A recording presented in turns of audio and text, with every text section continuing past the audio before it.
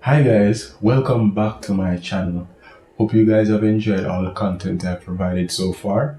I actually released two videos thus far. One was an introductory video and one was an overview of all the things that I'm going to be talking about in the coming weeks. So I hope you guys go and check those out. Today we're going to be doing something a little different.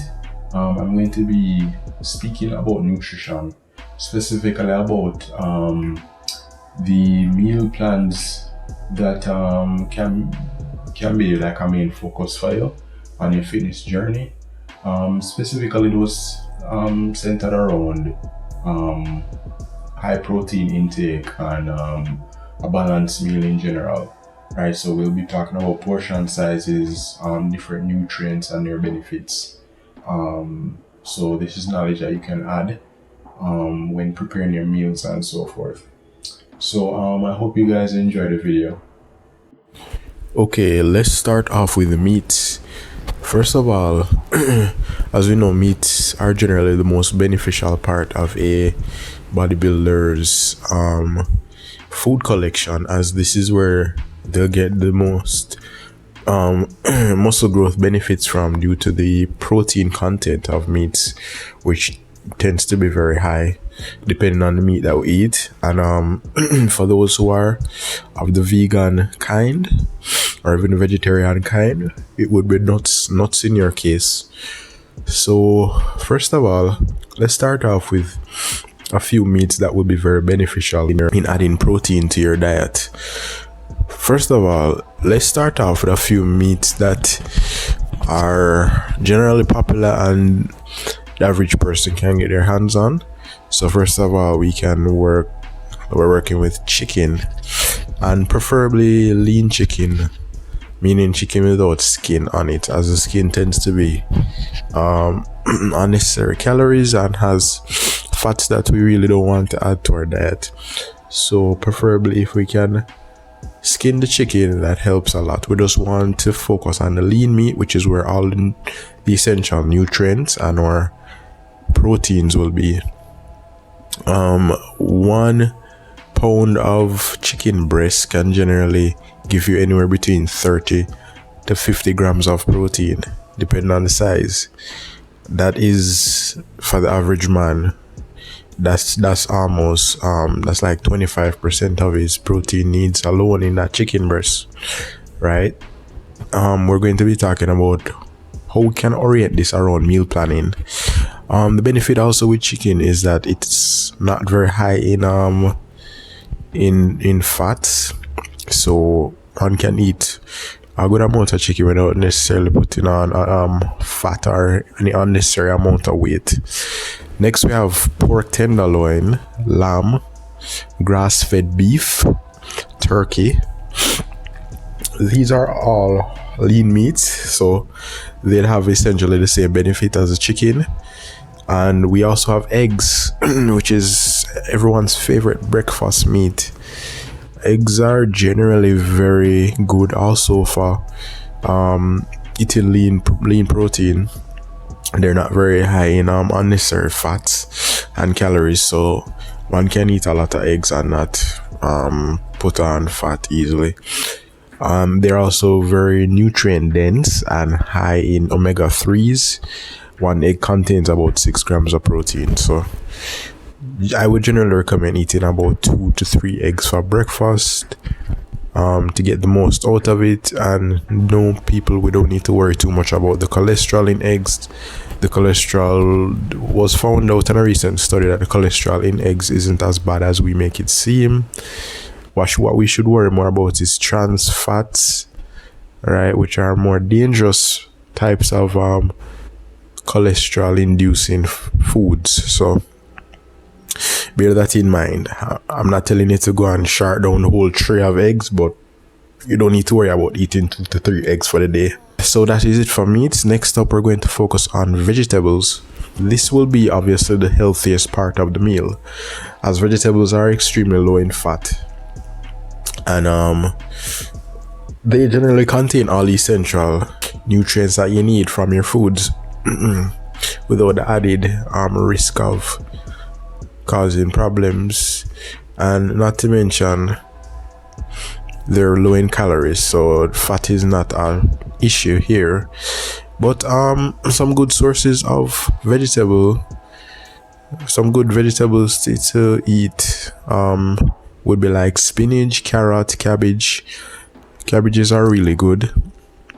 They have a ton of antioxidants, and from what I read, they also help to bring the blood on a more alkalinic state, thus avoiding having the body become too acidic, which I'll go into at another time. But when the body is too acidic, you generally have a whole range of problems that can occur, you know. Another option would be broccoli. All your leafy greens will generally have a similar effect. They're very high in iron and overall nutrients. Sweet potatoes, which are not leafy vegetables, they're root vegetables, and these are some of the most healthy vegetables you'll ever eat in your life. They're packed full of nutrients and a very good source of fiber. And sweet potatoes can also be a good substitute for things like rice. So it doesn't just act as a vegetable, it can also be a carb substitute for rice and bread because it has a very low glycemic index, meaning that you don't have to worry about eating it now and then being hungry like an hour later, because your blood sugar spiked up and then spiked down very quickly, so you burn through your food quickly. It doesn't have that effect. And regular potatoes also, but those tend to have a bit higher of an index, but not as much as rice or bread. And then another vegetable to mention is garlic. This is also good for blood pressure. Ginger, which is an anti-inflammatory. Ginger and garlic are very good to cook with, so keep those in mind when preparing meals. Next, we're going to move on to your carbs. These are generally important when you're talking about your energy needs. We all know we can't go through the day without energy. That's a very important part of your meal. Even though I portioned our meals to be 10% carbs, 10% is still a worthy amount, and if you want, you can always switch it up. It can also be 15% carbs and 15% fats, right? I generally recommend not eating too many carbs though, even the healthier one. First of all, we have oats. Oats is one of my favorites. I'll eat some oatmeal either for breakfast or lunch, or if you prefer dry oats with a bit of nuts in there, like peanuts. And if you have any raisins, you can also drop that in there. I don't use sugar. Sugar is a definite no-no whenever I'm preparing any of my meals. That's a toxin in itself. One of the worst things you could put in your body. So I generally go with oats. And they said this can be lunch or breakfast, depending on which you prefer, dry or cooked. I generally prefer dry. You also have potatoes, as mentioned earlier. They're very rich in potassium and they have a low glycemic index. These are the perfect carbs that you can eat with any meal. Same for oats, and the rest I'll mention on this list. You also have your pulses, like your red beans, your lentils, and your chicken peas or chickpeas. Hope I'm pronouncing that right. Which are like your little stuff you might add like to your rice or so forth. So a good thing if you're going to cook rice. In terms of portions, I generally recommend a handful of rice for that meal, or maybe half a hand worth of rice, and you could cook some pulses with it. So your chickpeas or your red beans could also be cooked with it to add some more nutritional value to it, because rice in itself isn't all bad per se, even though it's processed, but because of the processing, it's lost a lot of its nutrients. Most people recommend eating like instead of white rice, you eat parboiled rice or brown rice, which generally have retained most of their nutrients. But in truth, they're still rice. So if you really want a power carb, I would generally recommend oats or potatoes.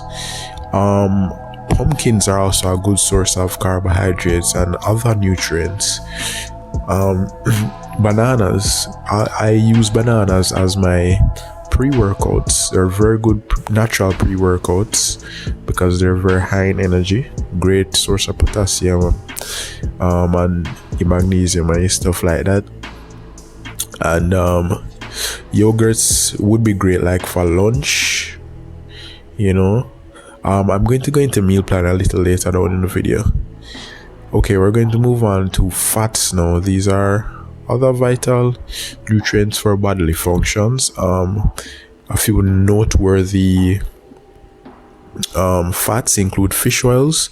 You can buy these in the capsule form, which I generally do. They are very good sources of omegas, your omega-3s mainly. You have extra virgin olive oil. This is a wonderful oil, probably the best oil you can buy in a bottle. It is a great source of vitamin E and K, and it's loaded with antioxidants. Cooking oil would be second to extra virgin olive oil. I generally advise against cooking your oils. When you cook them, the heat does a whole range of things to them that causes a wide range of problems. It also destroys their properties, and I'll go into that at another time. But you don't want to be frying your oils. If you can, sprinkle them on your salads or add them to your meals in whatever way you can, but don't fry them. Avocados, these are also a wonderful source of fat. These are very high in fat but healthy fats, and these go wonderfully with anything. You can eat them by themselves. They go nice with your salads, your bread, if you decide to eat bread, with whatever carbs you decide to eat. It's high in potassium and oleic acid, a good monosaturated acid. Another noteworthy fat is dark chocolate, loaded with antioxidants and nutrients. This is not regular chocolate, by the way. It's a special type of chocolate which is very good for you. Eggs is another type of fat. This would mostly be something I'd put more in the class of proteins, but there are also very good fats in eggs, so this can be considered a fat. Your fishes, fatty fish like salmon, mackerel, sardines, and herring, great sources of fat and omega-3s. One can argue that fish is probably the healthiest type of meat protein one can eat. So for your vegans out there, fish is definitely a viable option. Your nuts now, as stated earlier, for your vegans and your vegetarians, nuts are a good source of healthy fats and would be the best thing as far as protein is concerned for your vegans and vegetarians out there. And also for regular people, it also has its benefits. I don't want to make this video any longer than it needs to be, so we're going to focus on meal planning.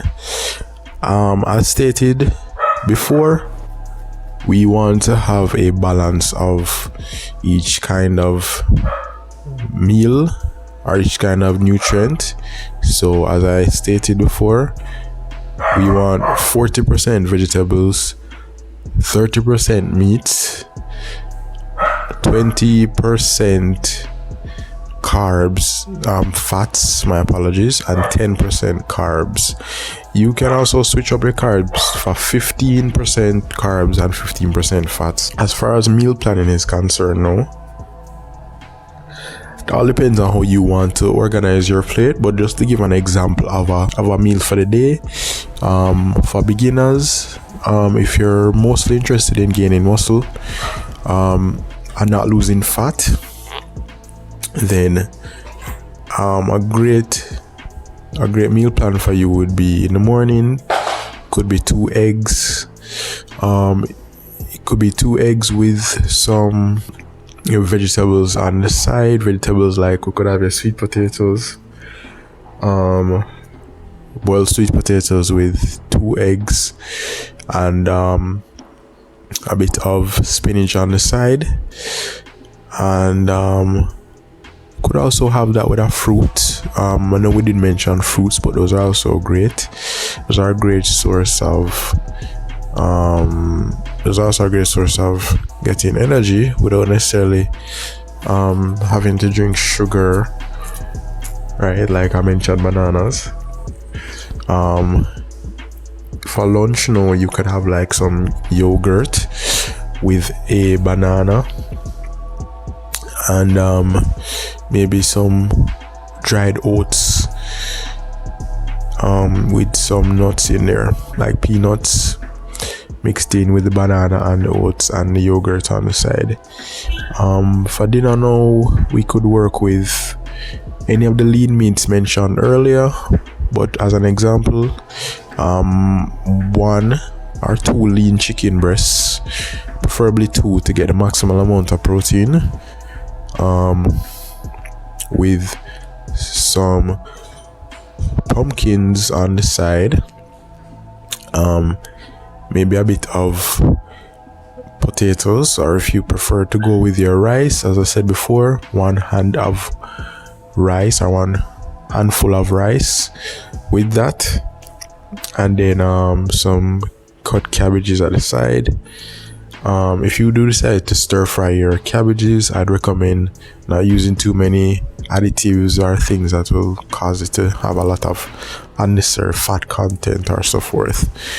And I'll go more into meal planning at another time, but this video was just to really give an example of portion sizes and the benefits that each nutrient will give. I hope you guys enjoyed that video. It was a detailed explanation, so if you guys have any additional questions or like to post any opinions on anything that was said in the video, feel free to leave a comment. I'd like to give a shout out to a website called unsplash.com. They're the ones who actually provided me the pictures that I used for this video. They provide free pictures that anybody can use, and for myself as a small individual business owner, it's very cost effective. Well, it's free, so it works very well in my favor, just having free pictures at my disposal. So hope you guys give them a shout out if you do decide to use their pictures. Also like to leave a shout out to my wonderful new subscribers. Hope you guys enjoy this journey with me, and can't leave out my camera girl Crystal behind the camera. She helps me to make these videos, so I appreciate her. And not to mention the beat maker himself, Grilla Beats, Grilla Beats. I don't mention this in all my videos, but I really love his channel, and he's the one who makes the beats that I use on my channel, so you guys can go check him out. And yeah, you guys please don't forget to like, share, comment and subscribe. And last but not least, keep being ambitious. Peace.